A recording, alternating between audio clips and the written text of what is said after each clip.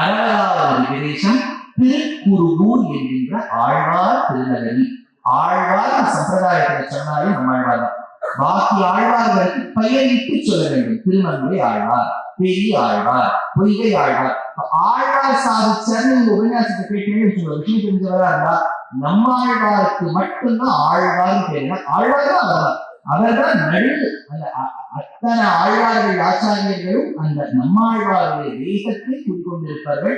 அப்பேற்பட்ட நம்மாழ்வார் ரிஷி ஜுஷாமணி கிருஷ்ண கிருஷ்ணா தத்துவயோத்தியம் சஹஸ்ர சாத்மாம் ருத்ராட்சி திராவிணி கிரந்த சம்ஹிதாம் என்று பராசரப்பட்டிருக்கார்.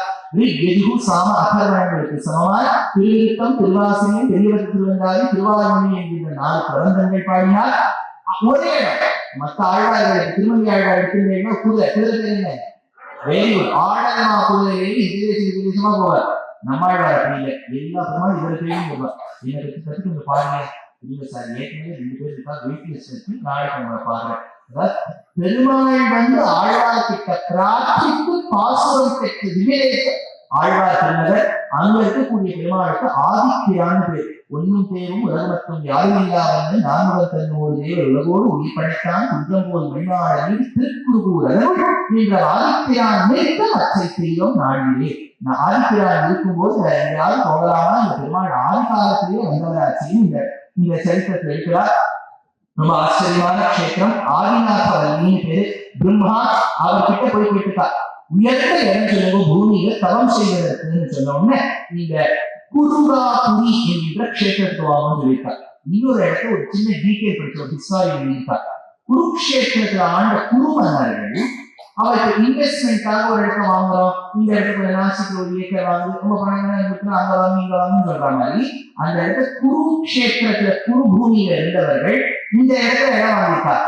குரு பூமி மன்னர்கள் வாழ்ந்ததால் குருகூர் அப்படின்னு பேர் இருக்கும். ஆழ்வார் திருக்குருகூர்னு சொல்றோம் இல்லையா, அதனால குருகூர்னு இருக்கு. இன்னொரு சரித்திரம், ஒரு நாய் அங்க உண்ட பாகவதோத்தமர்கள் பகவத் பிரசாதத்தை உண்ட மிச்சத்தை சாப்பிட்டு மோட்சம் போயிட்டோம். கோணகம் செய்த சேனம் கருவரே புனிதமன்றே அப்படின்னு அந்த இடத்துல எடுத்துக்கா.